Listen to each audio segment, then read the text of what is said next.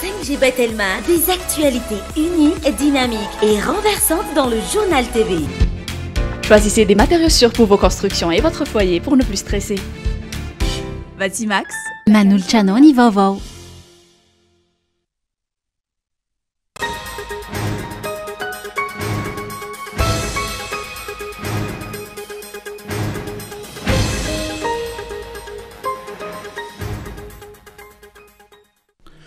Manao sesilany ny skandale sy ny tranga mahamenatra eto amin'ny tany sy ny firenena amin'izao fotoana izao. Ampody isy toerana ve sa mamloatra ny fitiavan-tsezaka mivona amin'ny zavatra tokony atao.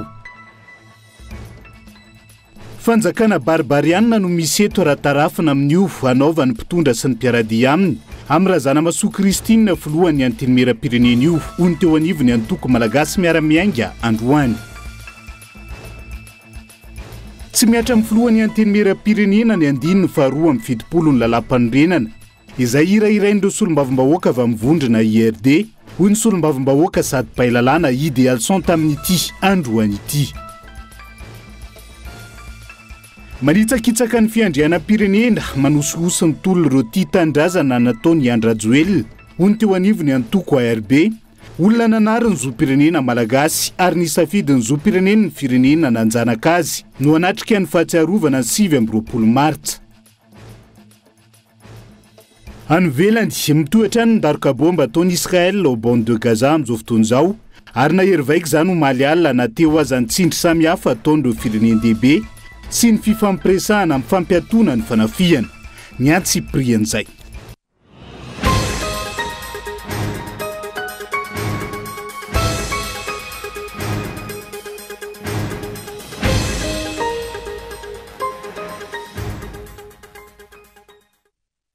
Agafaliana trano tomoklasia tomovavy no itsidihany indray ny tokatranonao amin'ity ality tonga soa tanatin'ny fotoana ny fampalalam-baovao.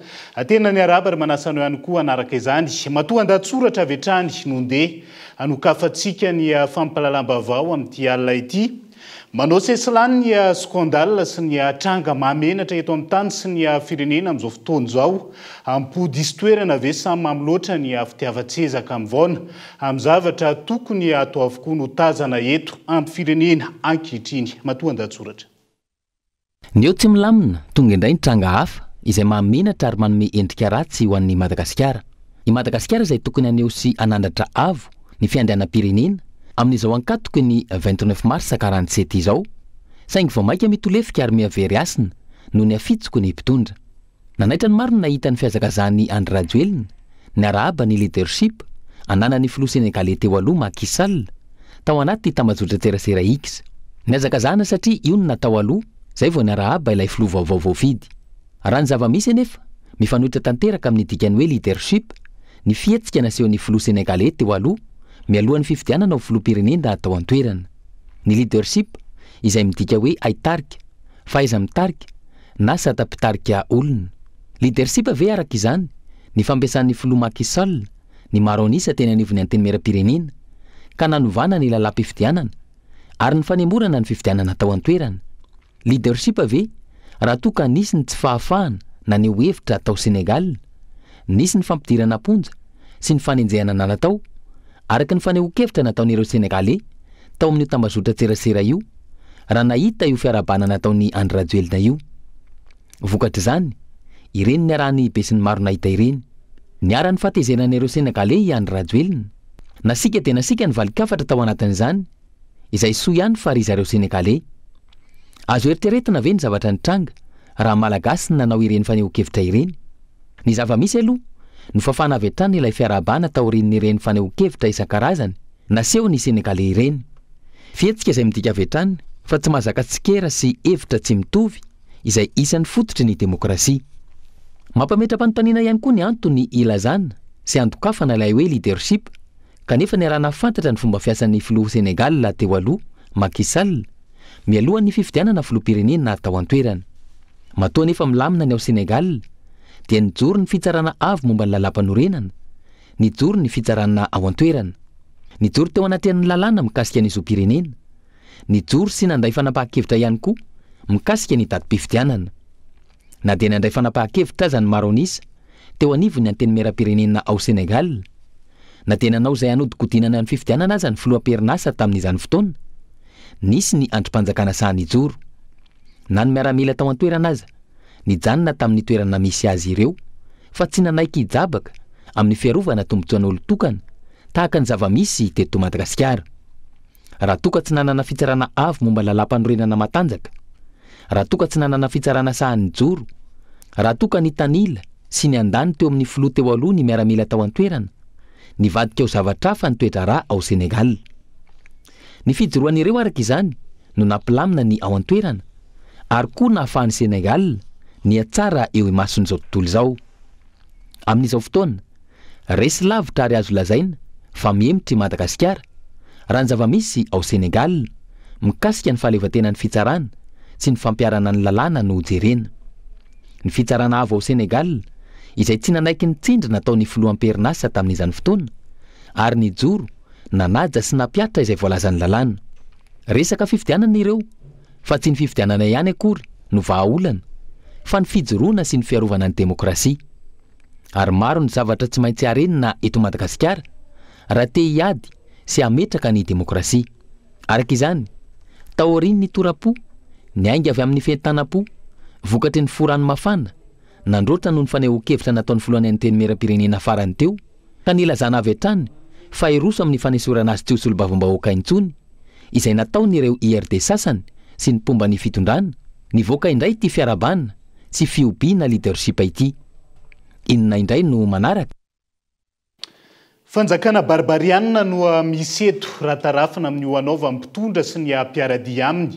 Andrazana masoa Kristina Folohany anteny meram-pirenena io, hono teo anivony antoko malagasy miara-miainga tamin'ity androany ity.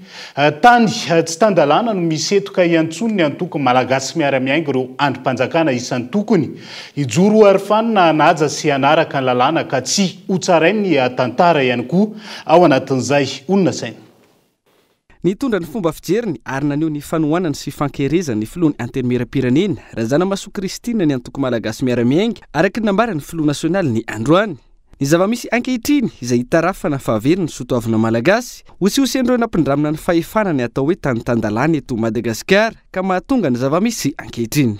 Mankahery ihany koa zahay ny ramatoa filohan'ny anteny meram-pirenena amin'ny fijoroany ho ray aman-dreny amin'ity firenena malagasy ity, ary zava-dehibe izany ary zay ny andrasana amin'ny olona tsirairay avy ny fahasahiana mijoro rehefa misy tsy mety eto amin'ity firenena ity. Androany rehefa misy olona samy teny filohana androm-panjakana dia naovana toetra tsy zaka.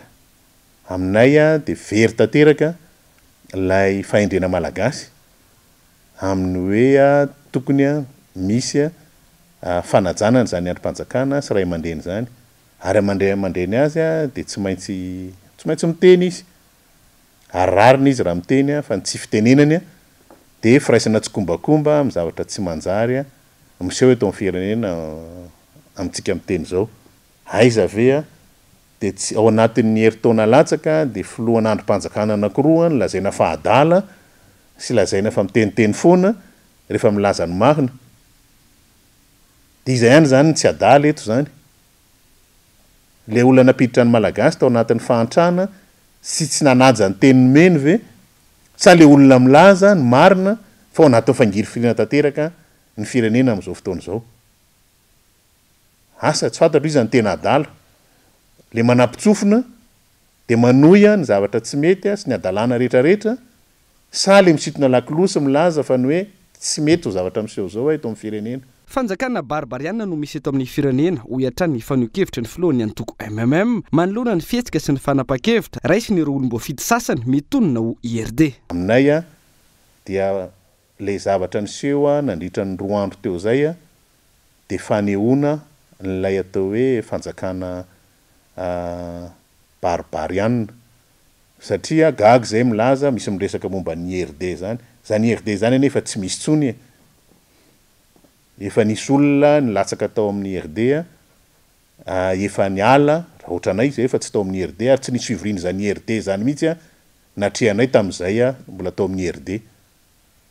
Ary efa nisy solombavam-bahoaka efa niala, efa nilatsaka hofidiana efa nisy mihitsy ara motion de censure ka raha ohatra tena mijoro marina amin'ny maizy azy ireo olon'ireo fa tsy fankalana olo tokana de fa tokony efa nangatahany daholo ny déchéance an'ireo député rehetrarehetra tsy nanoana ny candidat-antoanany zareo reo nandritra n'izay fotoana zay ka raha ohatra manana fahendrena marina le olom-bo fidy sasany de zay ihany tokony andraisan'ny fepetra ary efa nandray eny angery zareo nanao motion de censure ka raha misy marina zany hoe lazaina fa hoe baiko politika sy ndrehetra zany tokony efa nydroana tsy atao déchéance daholo zany le député nanao sy ny motion de censure iny fa menany tsy nydroana sa hoe iny tena ihany namme baiko fa tsy nety le izy de miodikodiny eo ny resaka tsy kilalao any fitantanana andraraha-pireneny fa androany zareo dia taitaitra satria marina le voalaza no hoe olona ny tena sakana amin'ny fampandrosoana ny Madagasikara ary olona namitaka ny malagasy alarobia androany alohan'ny paska fantatrareo tsara fa nisy mpamitaka zany natonga n'ity fireneny ity ho lasa ohatr'izao de zay mety makarirary endry zareo de anaovana an'ireny zavatra mamoetra reny ary zavatra tsy ara-dalàna reny mifantoka eny amin'ny fitsarana avy momba ny lalam-panorenana ny masony rehetra ankehitriny manoloana ny fanapahana ho raisiny amin'ny tirara eny anivony anteny meram-pirenena ity amp'izay ny fanapa-kevitra tsy manara-dalàna no raisiny ity rafi-pitsarana ity izay araha mahita ny fiatraikany ho an'ny firenena ho ny antoko fotoana izao ijoroa ny HCC sy ireo androm-panjakana isan-tokony manateny zay fa tsy hiditra ao anatin'ny tsy fanarahan-dalàna indray ny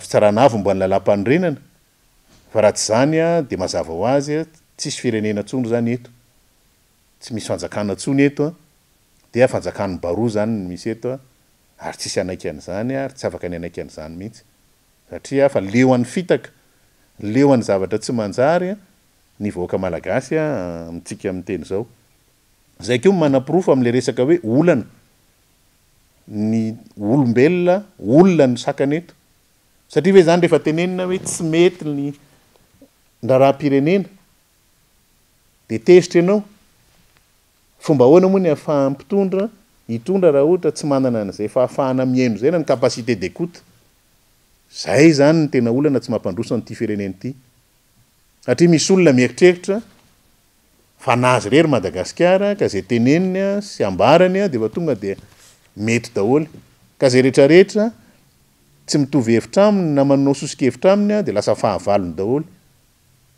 tsy mety zany ary zay ny fototry ny tsy fampandrosoana ny Madagasikara hatramin'izay ka hatramin'izao satria zay tonga eo de mieritreritra amin'ny faratampony eo fa hoe anazy ity fireneny ity sy ny fianakaviany zay ihany no mahazo amin'ny tatana n'ity Madagasikara enimpolo taona ty aoriana zao no mahazo atsika rehetrarehetra ka de minisy manateny zay fa sa hijoro ohatra ny any amin'ny firenena hafa reny koa amin'izay ireo androm-panjakan'ireo mba tsy ho tsarain'ny tantara izy rehetrarehetra amin'ny manaraka de zay no anairana ny rehetrarehetra ainairana n'ireo androm-panjakan'ireo mbola tsy tara ho an'ny androm-panjakana rehetrarehetra no mijoro manaja lalàna sy manaraka ny lalàna mba ho tombotsoa ny vahoaka malagasy araka izany manaraka akaiky ity toedra raha ity ny eo anivony antoko malagasy miara-miainga ary miantso ihany koa ny herivelona isan-tokony hijoro manoloana ny trangana barofo sy fandikan-dalàna ataondreo nampindramina ny fahefana marary ny firenena vokatry ny tsy fahaiza-mitantana ho ny antoko tamin'ity androanyity teny amin'ny fobe toerany ankerany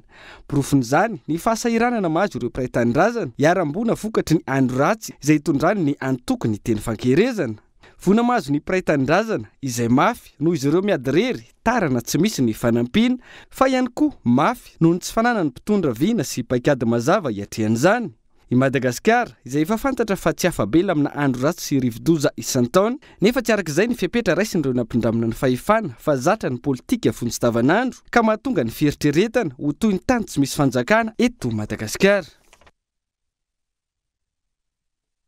fa tsy miatra amin'ny filohany anteny mera-pirenena ny andininy faharoa amin'ny fitopolo ny lalam-pandrenany izay irairainy ireo solom-bavim-bahoaka avy amin'ny vondrona IRD ho ny solom-bavim-bahoaka sady Paelalana Keron Idealson tamin'ity androan'ity tokony ampiarina arabaky teny ihany koa ny voalaza ny lalam-pandrenana fa tsy arak'izay titiny ny mpitondra ataony fampiaran'izany na tsy eto amin'ny firenena raha ny fanazavana trany Henri Florian. Taorian'ny fametrahan'ireo solombavam-bahoaka avy amin'ny vondrona parlementaire IRD ny taratasy fangatana ny anesorina amin'ny toerany mahasolombavam-bahoaka ny filohan'ny anteny mera-pirenena Razana Masoa Kristina ny andriny omaly sy ny tokony ampiarina ny andininy faharoa amby fitopolo ao amin'ny lalam-panorenana nanamafy ny solombavam-bahoaka nampandrihy Idealson androany ity faran'izay sady Paelalana ihany koa fa tsy miatra amin'ny filohan'ny anteny mera-pirenena io andininy faharoa amby fitopolo io na eo azany firahirany ny vondrona IRD azy amin'izao fotoana izao. Rehefa vakina zany lalam-panorenana hoe raha misy adisona taona député tsotra anatina groupe parlementaire ny 72 ny miatra. Ao.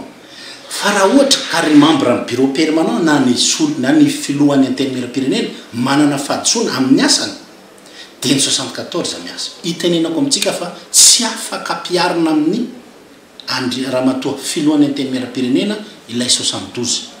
Azo ampiarina izy raha toa ka rehefa natao ny destitution afaka miala amin'ny toeran'ny filohan'ny anteny mera-pirenena izy verina député tsotra zay vao afaka mampiatra atsika ny andininy faharoa amby fitopolo izay ataony IRD amin'izao tsika miteny zao zay efa nilazay tery aloha hoe efa tsy ara-dalàna vao manomboka ilay fametrahana fitomana.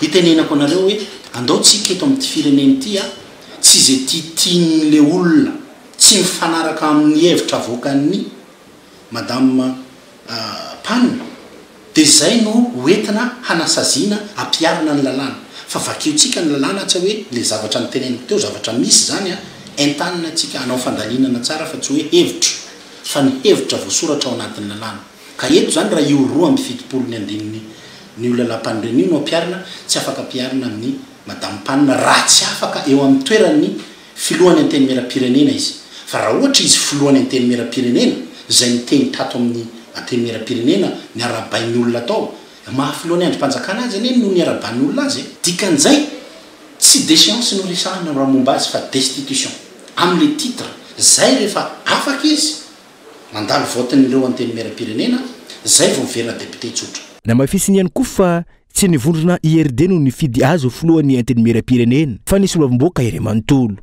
Raha manana eritreritra ny anala azy amin'ny toerana izany filohan'ny anteny mera-pirenena izany ihany koa ireo solombavam-bahoaka miarade amin'ny fitondrana tokony andray anjara amin'izany fanampahan-kevitra zany ihany koa ireo solombavam-bahoaka rehetra eriky Madagasikara. Amin'ny manahoana moa ilay filohan'ny anteny mera-pirenena rehefa tonga filohan'ny anteny mera-pirenena tsy fidiny ilay vondrona parlementaire izy fa fidiny député ray manontolo ny acte contraire amin'izay zany raha ohatra hesorina indray zany ilay filohan'ny anteny mera-pirenena tsy maintsy mandray anjara koa le député manontolo nametraka azy amin'ny toerana zay ny atao hoe principe de l'acte contraire ny olona nianatra lalàna rehetra mahay an'izay ka rehefa nofidiny ny député rehetra izy filohan'ny anteny mera-pirenena ka hoe sorona amin'izany toerana zany tsy vondrona tokontsony ny tokony anaisitra azy fa reo député nametraka azy amin'ny toerana zay voalazan'io article 74 ny lalam-panorenana ka eto zany dia miteny ihany hoe andao tsika amin'ity fireneny ity ny tany tandalàna dia ny lalàna ihany no ibaiko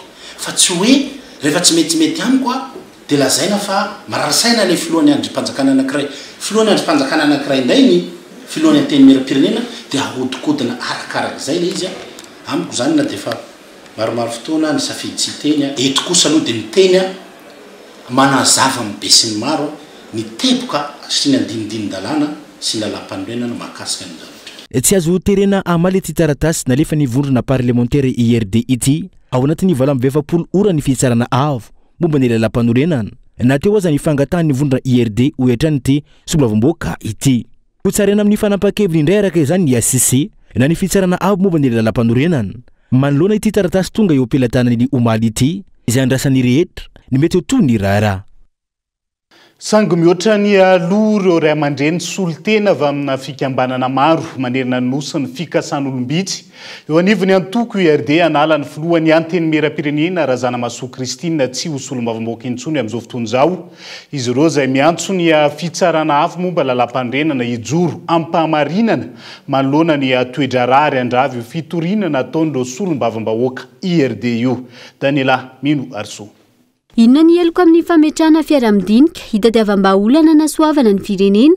Tsy azo ekena hoy ireo ray aman-dreny solitena avy amin'ny fikambanana maro manerana ny nosy ny fanaovana antso-jay sy ny fikasahan'olombitsy hanesitra ny filohan'ny anteny mera-pirenena amin'ny maha-solombavambahoaka azy. Ity filohan'ny anteny mera-pirenena ity izay tsy ahivina fa voafidy ny maronisa teo anivony anteny mera-pirenena. Olom-bafidim-bahoaka iny ahoana moa ny olona vitsivitsy asolitena ny vahoaka ny fiden'ny filohan'ny anteny mera-pirenena viany ambato finandrana ve reny olona hoe anao déchéance reny. Ary ramatoa io filohan'ny androm-panjakana ka tsy tokony vingavingaina ohatran'izany fa mbahoaka ifanaja satria io ray aman-dreny io voafidy ny maronisa tato amin'ny assemblée fa tsy olona vitsivitsy no anao ny déchéance ao anazy ataoko fa tsy dia mety zany araky ny lazaiko teo tsisy mangidy ohatran'ny sakay fa rehefa teny rana lany ihany ka ny zavatra irinay ray aman-dreny dia ny fandaminana tsy misy romborombo fa fandaminana milamina ankitsi-po. Manoloan'izany miantso ny sy ny fifambidiniana databatra boribory fa ihany koa miantso ny fitsarana avy momba lalam-pandrenana hijoro ampahamarinana ka andravy ny fitoriana fanalana ny filohan'ny anteny mera-pirenena tsy solombavambahoaka izay nataon'ireo solombavambahoaka sasantsasany eo anivony antoko URD iny reto vondrokely reto. Teny manafatra hoe ho an'ny ACC manaja anareo izahay piralahy daholo itsika niara-nianatra fakafantatra tsara ka raha tonga amin'izao toerana zao engany tsy antitra va fampitorabato fa tokony ifanaja amin'ny zavatra atao zany ka dia manantena ny fahandrian'ny ACC ny tenako hoe handrava zany fitoriana ataon'ny olo izay miantehitra amin'ny fitiavan-tena ka ny olo manao ny marina indray no tadiavina hesorina na andrikindrehina amin'ny zavatra tsy marina eto amin'ny firenena ty. Zay no antso ataoko zany amin'ny mahasolon'ny président ny Grand Sud zany androany dia mametraka resaka amin'ireo rahalahy anabavy amin'ny ACC mba hijoro ampahamarinana handrava io taratasy fitoriana io zany araka le fiteny mahazatra moa hoe voaray fa tsy mitombo. Tsy ahivana efa tonga any amin'ny fitsarana avy momba lalam-pandrenana amin'izao fotoana ny taratasy fitoriana analana ny filohan'ny anteny mera-pirenena Razanamasoa Kristina tsy solombavambahoaka intsony. Ankoatra ity filohan'ny anteny mera-pirenena ity notoriany vondrona parlementera isika miaraka amin'ny andry rajoeleny amin'ny fitsarana avy momba lalam-pandrenana ihany koa amin'izao fotoana irazafy mahifa herimanana analana azy amin'ny mahalolona azy. Ankilany ametraka taratasy fitsipahana ity fitoriana ny filohan'ny anteny mera-pirenena izay nataon'ireo solombavambahoaka sasantsasany eo anivony URD ity ho an'ny rampitso ireto vondrokely samihafa ireto ahitana ireo ray aman-dreny solitena avy amin'ny Grand Sud sy Triangle du Nord, fiarahamonim-pirenena, mpianatra, mpiasa-panjakana misotro ronono sy ny maro hafa. Andrasana araka izany izay mety ho fahindren'ny fitsarana avy momba lalam-pandrenana manoloana ity raharaha ity. Araka ny fanadiadinana raha tsika teo dia miakatra ny maripana politika eto Madagasikara amin'izao fotoan'izao indrindra taorian'ny fitoriana. Ho fanesorana ny Kristina Razanamasoa tsy ho filohan'ny anteny mera-pirenena sy tsy ho solombavambahoaka intsony ihany koa izay nataony teo anivony URD eto indrindra ny mpanorona ny vovona ny ray aman-dreny avy ao oto matsiatra amin'ity ala ity miarabanao amin'ny Irina Gilbert Tongasoa atao anatin'ny fampalalam-baovao fanontaniana vohitrany inona no andikana ho an'izay fepetra raisiny eo anivony URD zay. Dia faly miarahaba asika mpanatrika mpanaraka sy tapaka ny télévision Kolo TV am'izao takariva zao dia miarahaba ihany koa ny ao amin'ny teknika ary indrindra fa miarabanao namana iva. Marina tokoa fa mafapana ny toedrara eto amin'ny tany sy ny firenena. Mahakasika indrindra zany iny fitoriana iny. Tsara ho fantatry ny vahoaka malagasy zany fa dia nisy tokoa zany ny fitoriana izay nataony vovonana IRD ho fitoriana ny Ramatoa Razanamahasoa Kristina ary fangatahana azy tsy ho solombavam-bahoaka i Madagasikara intsony ary fanesorana azy tsy ho filohan'ny antenimieram-pirenena. Ty moa zany dia taratasy avy any amin'ny ACC, copie azo avy any amin'ny mpanolotsaina juridikan'ny Ramatoa Kristina Razanamahasoa izay manome azy 7 ora hamarinana zany fitoriana fanasorana azy tsy ho filohan'ny antenimieram-pirenena zany intsony. Fandikana azy zany dia mazava ho azy zany fa hita fa fanjakana tsy mahazaka ary tsy refesy mandidy ty fanjakana mitondra amin'ny tany sy ny fanjakana amin'izao fotoana izao ty. Inona no anamafisanao an'izay fa fanjakana tsy refesy mandidy satria raha ny voizany vovonana IRD moa zany tao anatin'ny fanambarana nataony dia hoe fanakorontanana no ataony ny filohan'ny antenimieram-pirenena tamin'ireny faneho-kevitra ny fanesy nataony ireny so izay kosa ny tena tanjona tao anatin'izay. Nisy indroa taona ny fanehoan'ny Ramatoa Razanamahasoa Kristina ny faneho-keviny ary tamin'izay dia nisy fotoana hoe fanesorana azy tsy ho mpikambana ao anatin'ny anivon'ny IRD. Amin'izao fotoana izao zany dia fanesorana azy mihitsy tsy ho solombavam-bahoaka ny Madagasikara intsony.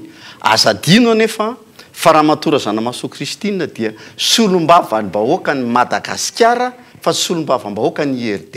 Solombavan'ny IRD eo anivon'ny io androm-panjakana io.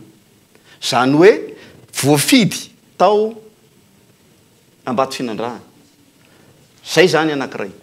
Faharoa manaraka an'izay ny zavatra noresahany tamin'ny dinidinika fiarahamonina mpianakaviana izay natao teny Tsimbazaza nataony teny Tsimbazaza tamin'ny Sabotsy lasa teo dia mazava ny teny. Tsy rafitra ny olana ozy fa olona ka mety nampaharary ny sasany ve zay fanambarana zay. Ny zavatra nambarany faharoa koa dia hoe tsy izao ny fanarahany ary mariny io satria zahay niaraka teo daholo niaraka nitonona teo daholo fa maro amin'ireo mpanaty rakena izay miaraka amin'ny kamarady Andry Rajoelina amin'izao reo ange tsy mahalala ny marina momba ny fanarahana tamin'ny tolona nanomboka tamin'ny fiveloman'ny tompokilahy Erzora Maleo ry tompokilahy Didier Ratsiraka ry tompokilahy Gilbert Razatovo mahafantatra an'izany fa tsy io no ny fanarahana fandrobana harem-pirenena sy fanjakana tsy refesy mandidy ohatr'izao tsy io ny fanarahana. Fa inona ny fanarahana tamin'izany fotoana tamin'ny taona 2010 isan'ny antony natonga ny filohan'ny antenimieram-pirenena nanamafy moa zany masom-bahoaka sambany ireny nilazany fa tsy io ny zavatra ny fanarahana tamin'ny taona 2010. Mety ho tantara lavabe angamba namana iva raha hitantara hatramin'ny voalohany fa kamarady Rajoelina dia olona tsotra mpandraraha tsotra tamin'ny fotoan'androny fa nasandratra izy ou jeune entrepreneur, meilleur jeune entrepreneur de tana, zay part intermédiaire ny BN ino nanaovana azy. Zavatra efa planifié zany. Mbola velona le Erzora Maleo tamin'izany fotoana zany. Président Ratsiraka paix à son âme no anisany véhiculé nanao ny communication ny bitsibitsika ambany tafitrano nanao an'io zavatra io. Ary tamin'izany no nilazana fa hoe manongana i Andry Rajoelina rehefa lany merana Antananarivo fa hitantely Andrianarivo no hitantana ny tetezamita aoriana ny akôro politika. Tsy misy raha latsaka, tena marina io. Fa pression populaire no atao ary nisy ny moyen nanaovana an'izany.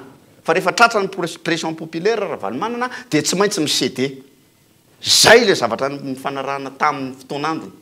Dia tao anatin'izay zany no nametrahana hoe ho ampihavanina amin'izay ny mpanao politika rehetrarehetra dia tsy hoe fizarana seza akory fa fandraisana anjara ny hery politika rehetrarehetra iarahana manarina ny Madagasikara ao anatin'ny fihavanana sy firahalahina tanteraka. Somary voafitaka ihany zany ny filohan'ny antenimieram-pirenena amin'izao fotoana tamin'izany fotoana maninona ny 4 taona teo aoriana vao tonga amin'izao famoahana ny ataontsika hoe karazana ampamoaka moa zany ity nataony isan'ny nitarika ny mahay volotratrany eo andapa amin'izao fotoana izao. Misy ny zavatra ataontsika hoe azo atao dia misy ny zavatra hoe tsy azo atao. Ka rehefa hita kosa zany fa nisy fifandaminana natao a dia narahana le fandaminana pour avoir la paix fa za manokana de tena nyzirizatra amin'ny hevitro raha nahita ananga aminareo fa tsy tao anatin'ny androm-panjakana io mihitsy a nefa za anisany nandray anjara tamin'izany ataontsika hoe fanomanana ny ho fandaminana ho fanarenana amin'ny firenena zany a natao anatin'ny fotoana nitondran'ny marika rahavalomanana azy satria za moa zany a mpanao politika mpianatra raha irakiraky ny hova ho ny fitenenana tamin'izany fotoana zany a de zay angambany a hatretiny moreta maminirina Gilbert isan'ny mafantatra bebe kokoa ny mahakasika ny raha 7 febroary ihany koa ianao isan'ny voaresaka tamin'ny ampahany araka ny nambarany filohany anteny miram-pirenena ihany koa ny mahakasika an'izay na de somary nanjavozavo ihany eto indrindra ianao so misy zavatra tsara ampahafantarina bebe kokoa ny vahoaka malagasy ho any androany efa nilazaiko teo hoe misy ny zavatra azo atao misy ny zavatra tsy azo atao efa misy zavatra n'izay niteneniko hoe hoetiko mandramaty ka oka tsy ampiteneniny zavatra tokony ho teneniko aho aza ampitataraina ny zavatra tsy tokony ho tataraiko aho fa iza de mpitolona ary tratra ny tifitra variraraka teny Ambotsiroitra fa mpitolona teny Ambotsiroitra aho niaraka tamin'ny vahoaka sady tsy nitambasy aho ny tsy nitifitra mananafatra manokana raha ve anao any androany ho an'ireo androm-panjakana sy ny maro hafa sy ny vahoaka malagasy ihany koa izay manaraka akaiky ny toedra raha-pirenena amin'izao fotoana izao izay indrindra nefa naverimberiko teto indroa angambany no invité teto dia zao ny teniko amin'ny teny frantsay le peuple malgache on a besoin de justice juste et équitable accessible pour tous avec application stricte de la loi dia apetraka amin'ny fahendrenanareo mpitsara io raha io fa na ny fandiniako azy a dia zavatra ohatrany hoe kapitandroka anao ataon'ny TGV fa ny zavatra tsy mety kosa dia tsy maintsy hijoroana ary tsy maintsy iarahana manitsy ho an'ny vahoaka malagasy manokana manentana antsika vahoaka malagasy ny feon'ny fieritreretantsika malagasy vahoaka malagasy a hoe mety ve zao fitantanana ny tany sy ny fanjakany zao fa isika vahoaka malagasy boka trosa nefa mankaiza daholo ny zavatra rehetrrehetra anaovana ny angalana an'ireny vola indramina etseroa reny ie ary tokony ho maika koa zany a ny vahoaka malagasy mba manontany koa aiza hoaiza ny afaran'ny volamena ny vadika via aiza hoaiza ny afaran'ny volamena te 570 kilao a aiza hoaiza ny bois de rose iza daholo no mamoaka an'ireny a mba mitady more koa zay mba hanao recherche an'ireny amin'ny anaran'ny mangarara sy ny tambirina andraikitra ve zay eny tompoko mazava ho azy akasitrahany ianao maminirina Gilbert tao anatin'izay fanampanazavaan'izay mbola isiny fanambarana hoentiny filohany anteny miram-pirenena miainga avy eny andohany mandriseza eny rehefa avy eo ho ampitainy ny mpanao gazetina eny an-toerana zay eny an-toerana amin'izao alina zao hoentsika rahatratra ato anatiny ty fotoana ny fampalalam-baovao ty fa zay ihany koa no hoentsika misety vetivety ao anaty doka fohy aza misaraka aminay ary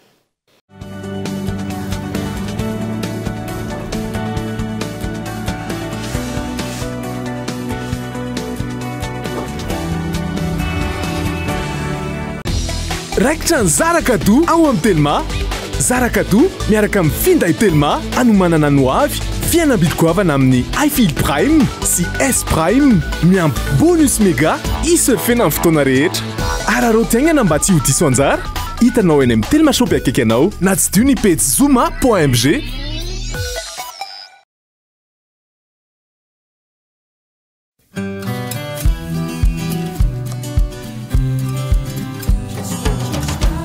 Fer 5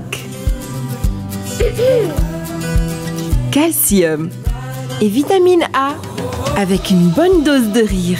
Une recette source de 4 nutriments essentiels. Parce qu'il faut de bonnes choses pour bien grandir. La vache qui rit parce que c'est bon de rire.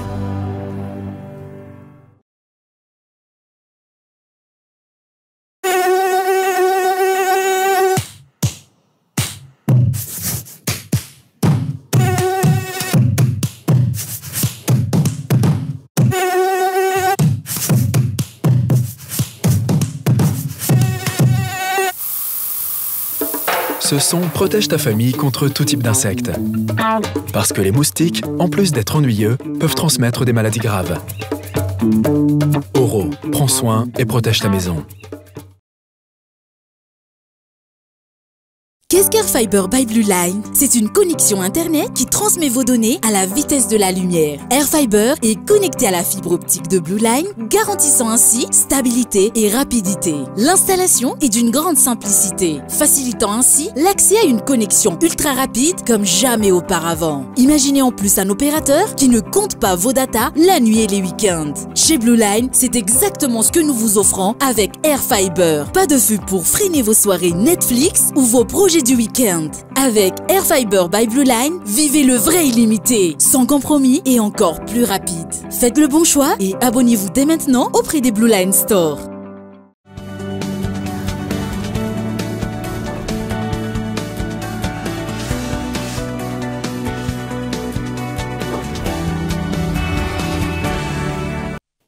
Mamena ny araba tomboky lasy tombo vavy tonga soa indray atao anatin'ny tapany faharoa amin'ny fampalalam-baovao amin'ny dialy ity araka ny ambarany teknisiany ao ambadika eo dia efa vonona ny sary mahakasika an'izay fanambarany filohany anteny mera-pirenena eny andohany mandritra izay do raha tsika avy hatrany raha vonona ny sary mahakasika izay ohitra ny zany rehetra zany isan-karazany dia izay no mahatonga an'izany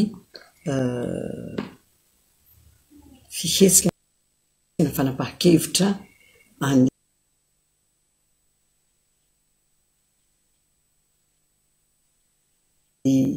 izay tokony andraikitra amin'ny atoko hoe hoentina ao anatin'ny haute cour constitutionnelle zany ny fanesoranahy tsy tiako atao tokantrano misy ono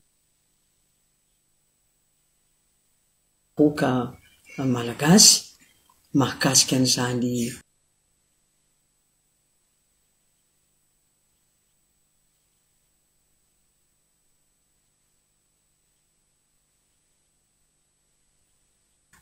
fanenjehana atao azany satria zay fanenjehana heveriko fa ny mijoro amin'ny fahamarinana sy milaza ny heviny amin'ny tsy fakasinena tsy hosolom-bavambahoaka intsony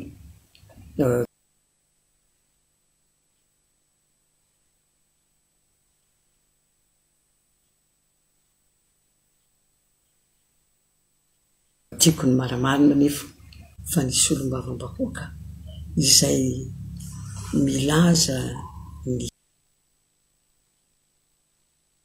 heviny ka tsy mifanaraka zany amin'ny eritreretin'ny mpitondra dia ny solom-bavambahoaka ny ka tsy azo enjehina amin'ny tsy fitovian-kevitra na fanambarany heviny amin'ny ampahebe maso. Ny dingana manaraka irosoana zany amin'izao fotoana izao amin'ilay foto-kevitra hijoronao sy ilay vovonana miara-dalana aminao manoloana ny raharaham-pirenena manoloana ny zava-misy inona reny mety ho tohina Ramatoa filohan'ny teny mera-pirenena? Ny fijoroana amin'ny fahamarinana dia heveriko fa mavesa-danja izany fahamarinana izany manohitra izay fanolokiliana ary sy mijoro anohitra ny tsy fahombiazana mijoro anohitra ny kolikoly izany fa mijoro manohitra ny tany tsy manaja ny lalàna fa miady mba hametraka ny tany atao hoe tany tandalàna izany heveriko fa izany rehetra zany dia valeur tena valeur fondamentale zany heveriko fa tsy misy zay maty atoka ny fijoroana amin'izany toko. Ny afatra mivantana ho an'ny vahoaka malagasy toko? Ny vahoaka malagasy heveriko fa nareo dia manaraka ny fizotra ny raharaham-pirenena hatrany ka tsy atao tokantrano mihono koa nefa ianareo amin'ny izao fitoriana ahy na fanenjehana ahy eo anatrehan'ny haute cour constitutionnelle fa raha ny procédure atao amin'izany fanenjehana zany dia tena procédure tsy manaraka ny fainotra akory voalaza ny lalàna satria voalohany indrindra everina ho toy ny député tsotra ny tenako kanefa mbola filoha ny antenimera pirenena averena ho député tsotra aloha ny filohan'ny antenimera pirenena vo zay vo ampiarina aminy koa ilay fanalana azy tsy ho député intsony ary ny procédure rehetra zay natao moa dia mivona na lay olona manipiditra any ilay fitorina an'ilay taratasy eo anatrehany haute cour constitutionnelle aza dia rappel à l'ordre indro amin'ny sesy ary rappel à l'ordre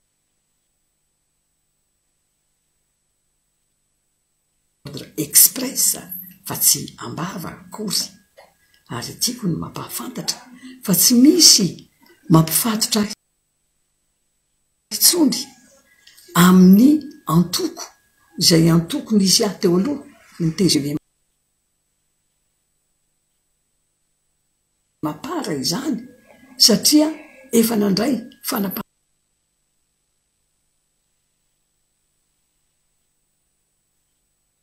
hoe raha nanambara nanapongatra ny tena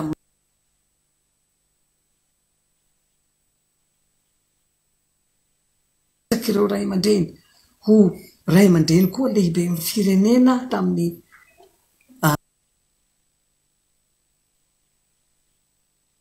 sabotsy teo de izay koa no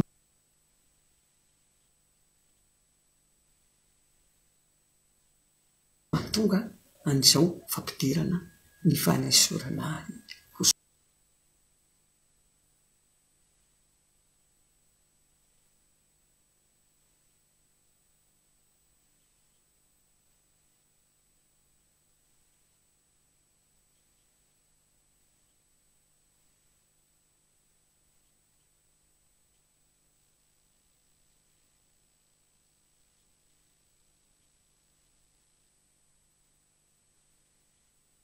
mba maboaka izao ka izao no hafa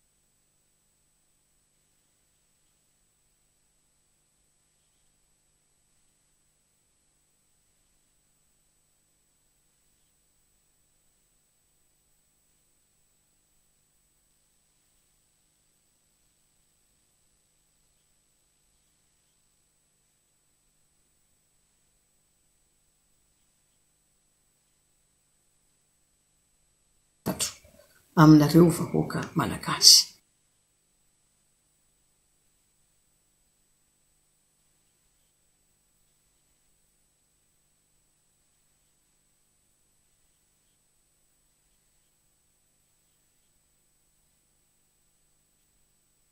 zaka ny fanajana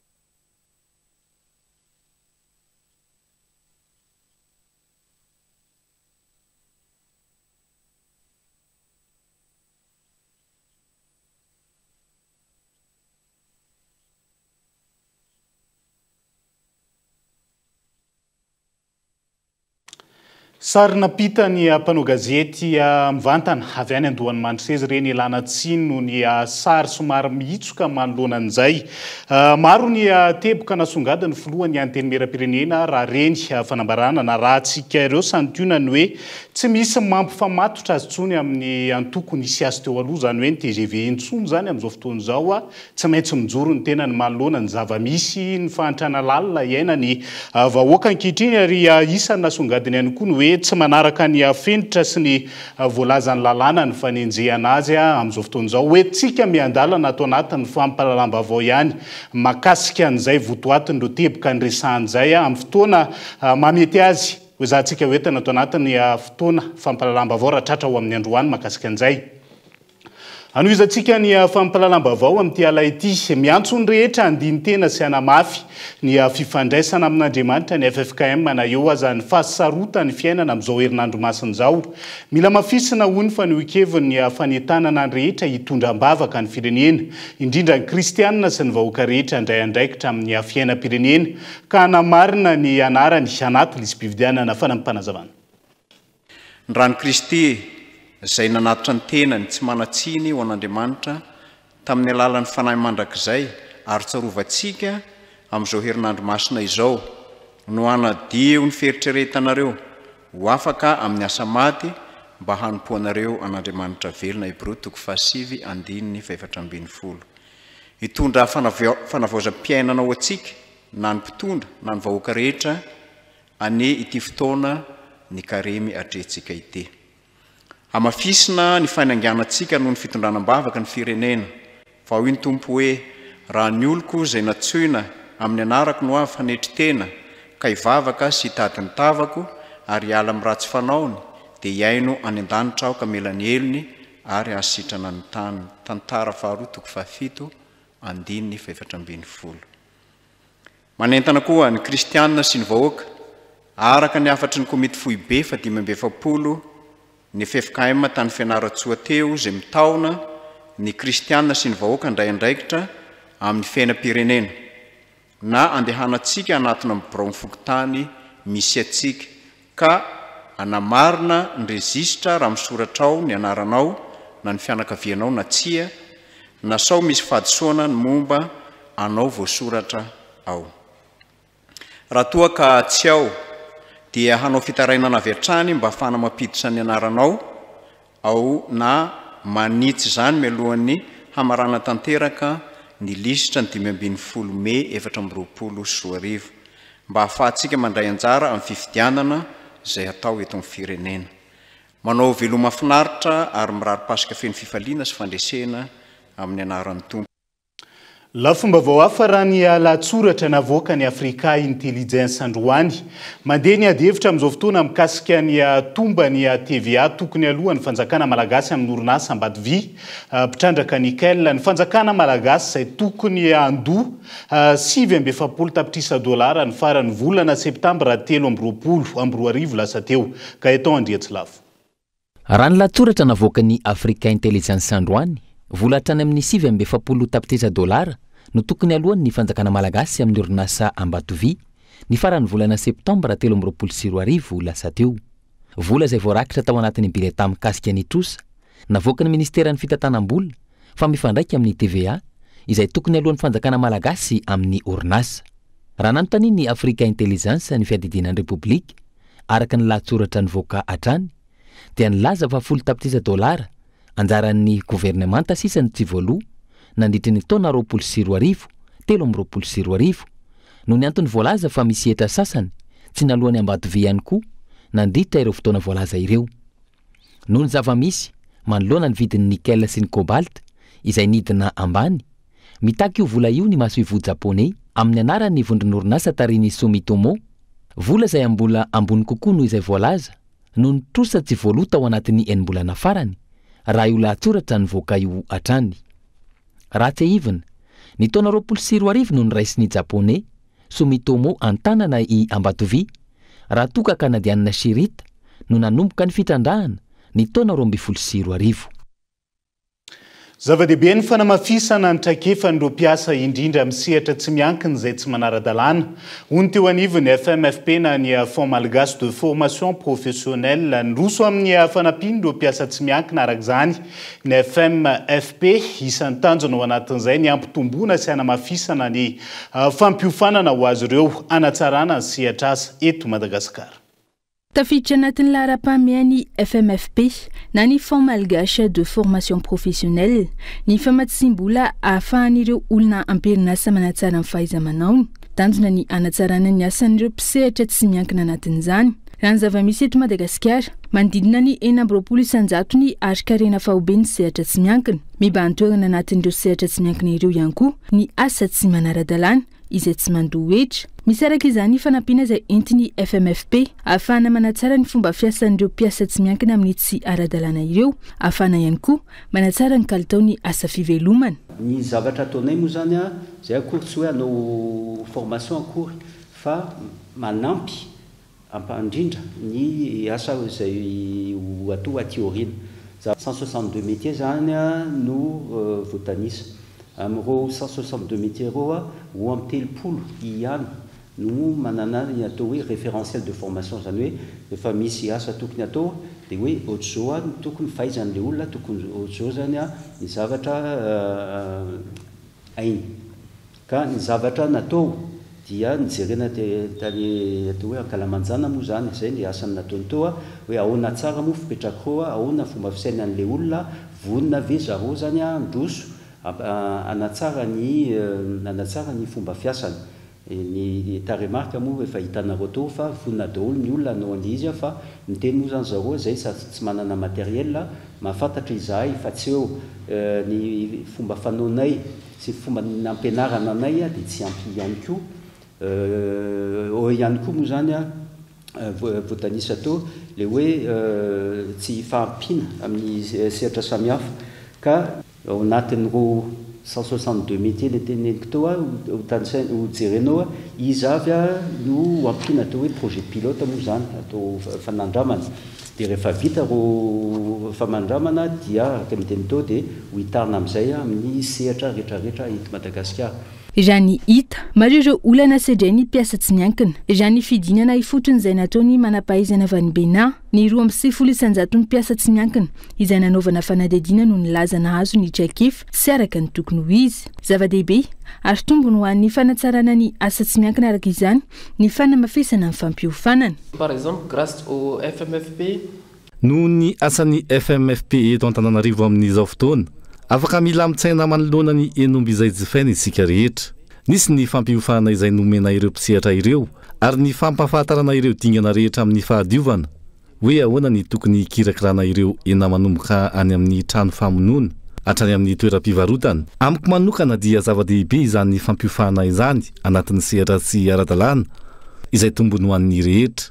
Noho izay famatsim-bola avy amin'ny FMFP izay hatrany dia afaka mahazo traikefa vaovao ireo mpisehatra ao anatin'ny asany. Et grâce au financement de FMFP, on permet à ces acteurs-là d'acquérir de nouvelles compétences dans leur domaine pour bien exercer leur métier. Mahery ny roa taona nitetika asa ahafahana manatsara ny traikefan'ireo mpisehatra tsy miankina anatin'ny tsy fanaran-dalàna raha ny fanazavana hatrany, sehatra asa vitsivitsy sy no anomboana izany eny am-piandohany. Tetikasa izay raha miasa amin'ny fanjakana eo ambanin'ny famatsim-bolan'ny AFD na ny Agence Française de Développement. Fa miezaka mamaly ny filanimponina any amin'ny faritra atsimo andrefana ny Université CNAM Madagascar na ny Conservatoire National des Arts et des Métiers ao Toliara amin'izao fotoana izao.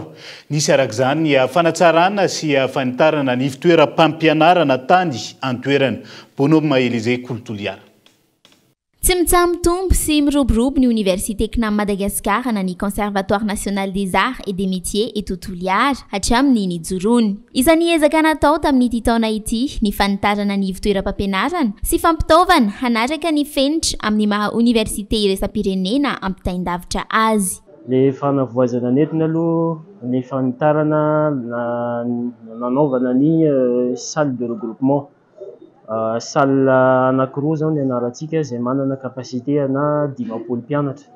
Dia anatin'izay manana an'ilay équipement rehetrarehetra, fitaovana rehetrarehetra ampiasaina mbo ampitaina an'izay fianarana izay avy amin'ireo centre rehetrarehetra iangan'ilay cours ny CNAM Madagascar, misy centre avy any La France, misy centre avy ao Paris, avy ao La Réunion, zafady dia ny centre sasany koa avy eto Madagascar.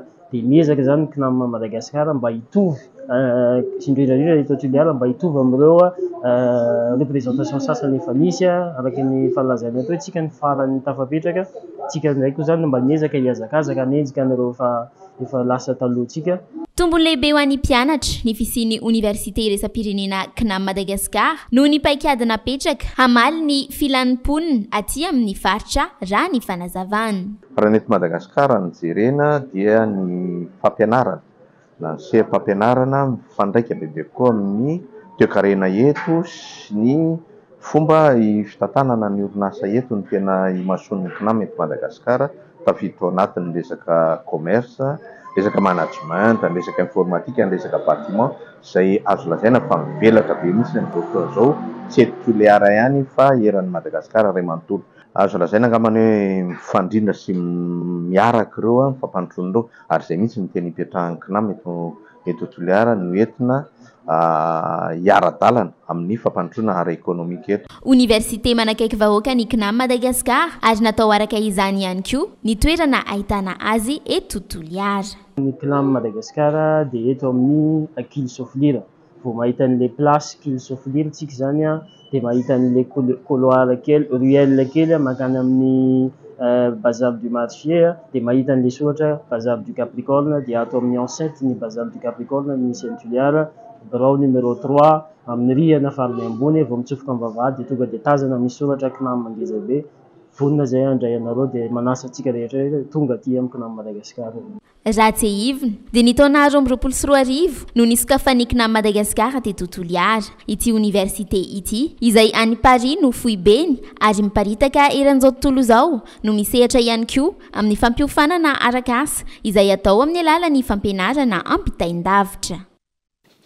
Fa manitsakitsaka ny fiandriana amin'ny pirenena manososo ny tolo ireo tia tandrazana ny ataony Andry Rajoelina hono teo anivony antoko ARB tamin'ity androan'ity. Olona nanary ny zoom-pirenena malagasy ary ny safidy ny zoom-pirenena ny firenena nanjanaka azy no ny tombotsoany manokana no anatrika ny fahatsiarovana ny 7 Martsa 7 amin'ity taona ity. Onona saina. Fanaovana tsinotsino ny tolom-panafana namoizana aina malagasy tia tanindrazana fa nosihosena ny fiandrianam-pirenena no ataony Andry Rajoelina hoy ny teo anivony antoko ARB androany amin'izao 2 andro mialohan'ny fahatsiarovana ny 7 Martsa 7 izao. I Andry Rajoelina izay nanary ny zoom-pirenena malagasy no ny tombontsoa manokana ny fianarany zanany ary ny safidy an-tsitrapo ny aka ny zoom-pirenena ny firenena nanjanaka ny Madagasikara. Izy no isan'olo arana amin'ny fotoam-pahatsiarovana andro manatantara ho an'ny malagasy io. Tompona andraikitra tanteraka eo anatrehan'ny firenena Inga Rajoelina satria nivadika tamin'ny fitokisana izay nomeny ny vahoaka malagasy azy. Tompona andraikitra eo anatrehan'ny tantara ihany koa ny androm-panjakana toy ny HCC no gouvernement ary ny ratsy manjaika ataon'ny CENI izay namerina indray ny mpanjanaka eo amin'ny fitantanana amin'ny Madagasikara. Amin'izao fotoana izao zany dia tena tsorona fa vetavetain'ny olona mihitsy izany fiandrianam-pirenena malagasy zany. Ary malahelo ary mivadiky mipito mihitsy ngamba ny razambe antsika any am-pasanany raha mahita an'izao hoe vahiny no mitantana amin'ny Madagasikara amin'izao vanim-potoana iainantsika izao. Manoloana an'izany dia soa ihany fa mbola tsy vita hanampy farany eo ny tantaran'i Madagasikara. Tantaran'i Madagasikara dia mbola mitohy ary ny vanim-potoana fahatsiarovana ny 1947 zao 29 Mars dia mampiledareda indray ny fitiava-tanindrazana ao anivon'ny mpitolona ary hampirisika azy ireo ho zezika hoentina indray hanohizana ny tolona mandra-pahatonga any amin'ny fandresena farany. Araka izany, sambany teo amin'ny tantara no filoha tsy manana zoom-pirenena malagasy no anatrika sy anome voninahitra ny fahatsiarovana ny 7 Martsa 7 tolom-panafana namoizana aina malagasy maro ny taky ny fahaleovantena ny fahafana fa indrindra ny ananana zoom-pirenena malagasy. Iazo anantsirana na vetivetsika ao anatin'ity vaovao manaraka ity mampametra-panontaniana ny mpanolotsain'ny tanàna ny Diego Soares ny zavamisy momba ny Javoy Jozara Désiré Jean-Luc hatreto. Ny zavamisy any an-toerana amin'izao fotoana izao izay isy fiantraikany amin'ny fitantanana ny commune ratsy ahitamba olana aingana hoy ny fanazavana Kolo Antsirana. Samy tsy misy mahavaly fanontaniana hoe aiza no misy ny bentanana Diego Soares Javoy Jozara Désiré Jean-Luc na ireo ekipa mpanatanteraka ao anivon'ny commune na ny mpanolotsain'ny tanàna aty an-toerana. Ny tambajotra serasera no mba hahitana ny momba azy izay ambarany fa fanaovana tsinotsinona ny olom-boafidy. Takiny ireto olom-boafidy reto ny fagnazavagna avy amin'ny rafitra an-tanatotra eo anivon'ny fitondragna izay mbola tsy nandresa-peo hatreto. Raha ny angotratasy eo am-pelatanany dia nanao iraka any Antananarivo hiatrika fioviana iarahana mpamatsy vola resam-pirenena ny 9 sy 17 Mars 2024 ny antodieny ka nisy ny mpamily sy mpiambina azy niaraka aminy. Kinanjo ireo voasambotra no hita sire tamin'ireny tambajotra serasera ireny. Takin'ireo mpanolotsaina ny fanazavana na hoe fanomezana antony mazava ny nanamborana azy raha misy ary raha tsy misy dia tokony ampafantarina mazava ny momba azy ireo. Raha zavamisy eto Diego Soares eny rehetra eny dia lasa resa be ity raharaha javotojara Désiré Jean-Luc ity ary samy mandinika amin'ny fiheverana azy. Ao ny milaza fa politika sy mampifofona ny fidianana député no natonga izao. Ao ny milaza fa ny fitantarana eo anivon'ny commune no antony, fa ny ombonany maro dia no hoe inona no tsy lazana na hoe mampanginana ny tompon'andraikitra momba ity raharaha ity. Lany fagnano ny jiaby ary mialambohitry ny tanàna magnoloana iny vaovao tampoka iny ka mavaoaka ny diego zay zegny tianay mba azo vaovao maro pototro avy amin'ny fitondram-panjakana sy ny ambaratonga mpahefagna rehetra zegny ny tanàna Antsiranana satria tampoko ary gagan'olo jiaby haitsika loatra fa ny commune Diego Séré zegny isan'ny commune pilote vao taogno loso zegny nahazo félicitation ary nahazo trophée tamin'ny commune tsara tantiny indrindra eto Madagasikara isan'ny commune tsara tantiny indrindra ke raha nandalo raha aby igny lany fagnazy evahoaka ny Diego jiaby eto mivaraontsagna ka zonay ngamba ny mba hamiagna vaovao maripotro aia marigny izy io ino marigny tegna zava-misy ary ino ny raha tegna mifototro amin'le raha zegny satria atsika io magnoloana ny fifidiana mila fitoniana ary mila filaminana fa indrindra ny tanàna Antsiranana tsy tanàna Antsiranana manao fa Madagasikara raiky manontolo zegny ny fiangaviana maventiny aia be ny tanàna satria be ny tanàna zegny tsy oloolo fo fa premier magistrat de la ville nahaizany be sy ny maro izy eto dia izy ny tompon'andraikitra voalohany tanàna olom-bo fito koa izy ke tsara mba hampafantariny vahoaka aia mariny be ny tanàna javotsary. Raha ny zava-misy tatoato dia saika feno ipoka mpitandro filaminana eny rehetra eny. Asa misy fandraisany amin'ity raharaha javotsara ity miandry ny toyiny olo jiaby. Fa mitsidika ny Madagasikara ny filohan'ny Lions Club International mandritra ny 5 andro tanjona ny anamafisana ny fiarahamiasa amin'ny tompon'andraikitra eto an-toerana ahafahana manampy ireo malagasy maro amin'ny fitsaboana maimaim-poana samihafa. Raha ny fanazavana. Iray amin'ireo firenena mahazo fanampiana betsaka avy amin'ny LCIF na ny Lions Club International Fondation ny ito Madagasikara mahatratratra ny amin'ny $400 ny fanampiana omeny LCIF ahafahana mitsabo maimaim-poana ny malagasy amin'ny aretina isan-karazany. Tanjona amin'ny atongavan'ny filomivantana eto Madagasikara araka izany ny anamafisana ny fiarahamiasa ahafahana manampy ny eto an-toerana. Ny antony atongavanay aty izany dia ny ankasitraka ireo Lions Leo rehetra eto Madagasikara. Mijery koa ireo tetikasa efa mandeha eto Madagasikara ahafahanay mizara ireo tetikasa ireo manerana n'izao tontolo izao. Io ihany koa ny hijerevana ireo olana ary hitondrana vahaolana. Andeha hijery ireo hopitaly miady amin'ny diabety izahay fa indrindra hijery ny fomba fampiasana vola izay omen'ny fondation an'ireo Lions Leo. Ankoatra izany, hijery akaiky ny zotriny ireo tetikasa tanterahiny Lions Club eto Madagasikara ity filoha ity mandritra ny 5 andro manomboka androany hatramin'ny faraka amin'ny 30 mars anatin'ny vinan'ny Lions Club International Fondation raha ny fanazavana ny ezaka manokana amin'ny fitsaboana ny omamiadan'ny zaza, eo ihany koa ny ady amin'ny katarakta, ny diabeta ary ny ady amin'ny tsy fanjary-tsakafo sy ny fiarovana ny tontolo iainana. Vaovao ny toetry ny andro ny ena ny herin'ny rivo-doza gamanina ary tsy mampanafiry amin'ny mety toetry ny andro eto Madagasikara araka ny tatitry ny foibe famantarana ny mety toetry ny andro ny atoandro teo. Ny rivo-doza izay mandidina ny Voemara ny foibe ny raha ny tatitra farany azo ary nitondra rivotra 100 kilometatra isan'ora.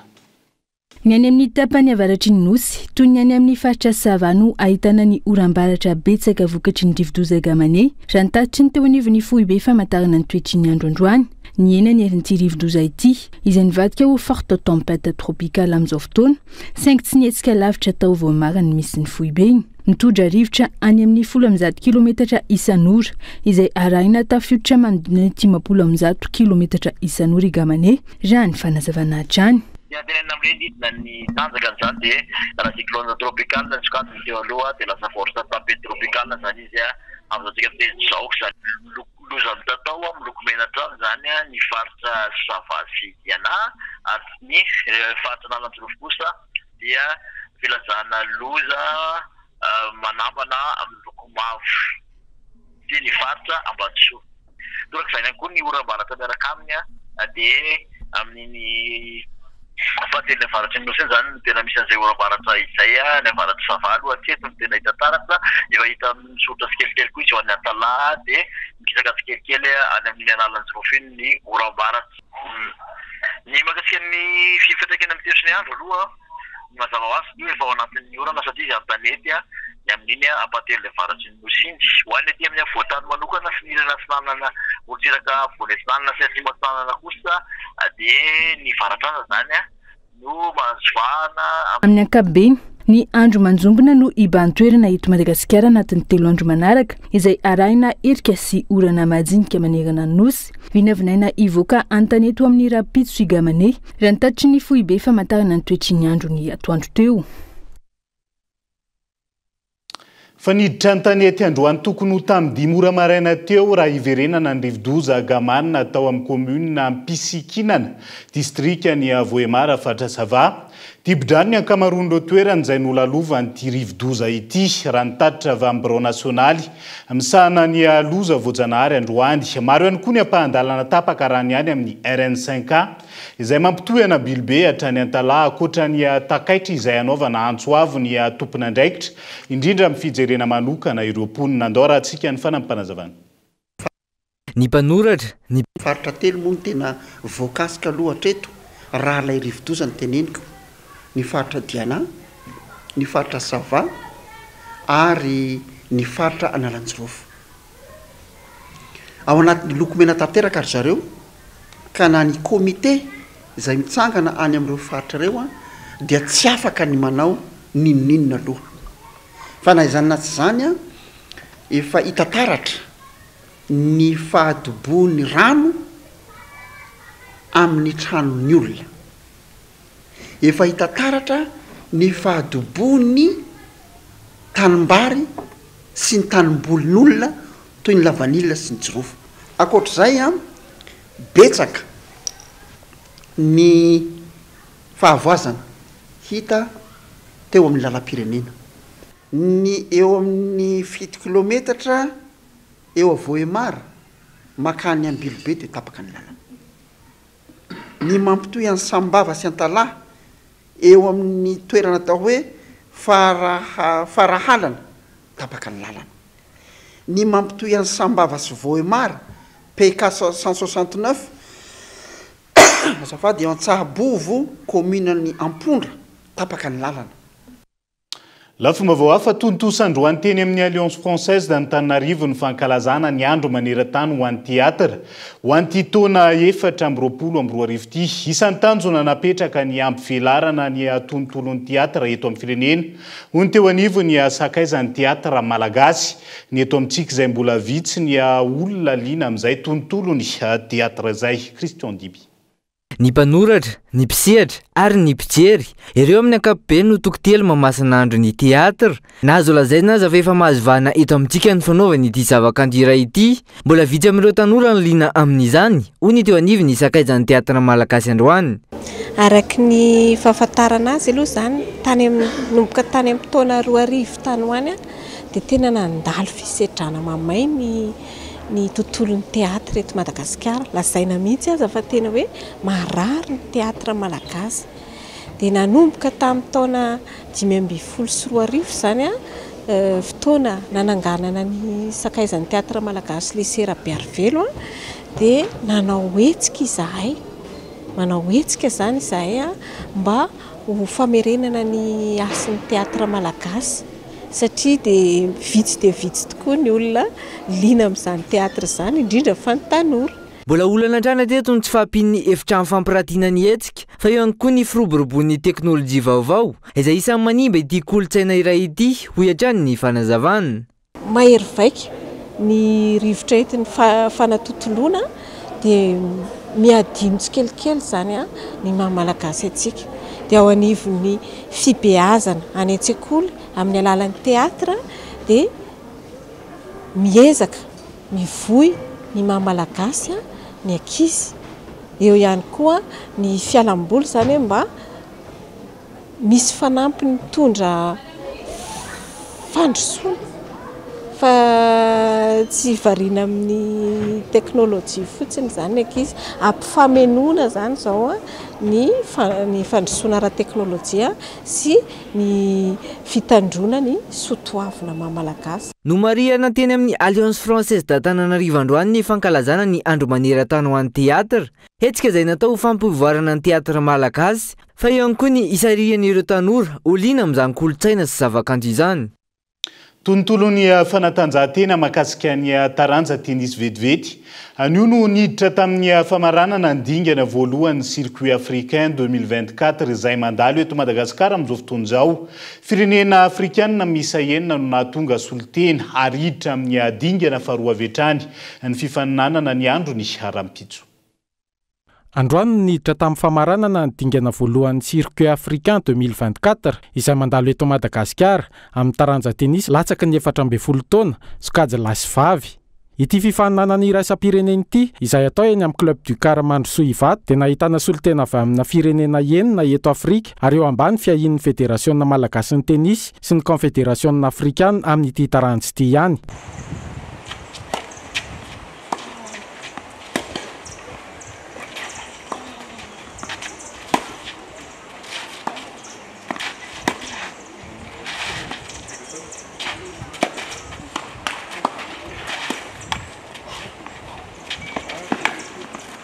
Teo amin'ny sikajy lehilahy lalaovin'olo tokana dia ilay teratany Zimbabweanina Badja Joel sy ilay teratany Libianina Abid Ahmed no niadiny lalao famaranana ka ity farany no nivoaka mpandresy tamin'ny setarono ohatra. Teo amin'ny sikajy vehivavy lalaovin'olo tokana indray dia lavin'ilay Zimbabweanina Tchapepa Kuzivaishe tamin'ny setarono iray ilay Tunisianina Jayez Zeneb. Teo amin'ny sikajy olon-droa kosa dia lavin'ny Tunisianina Jayez Striki tamin'ny setarono ohatra ny Zimbabweanina George sy Tchapepa ho an'ny sikajy vehivavy. Ny vokatra ho an'ny mpilalao malagasy kosa dia tany amin'ny ampahefa-dalana avokoa ny raraka ny olon-tokana nalana vavy ary tany amin'ny manasa-dalana ny olon-droa miaraka. Avy hatrany dia hiditra amin'ny dingana faharoa ity fifaninanana ity raha-pitso alakamisy ary hifarana amin'ny alahady mipasika ho avy izao.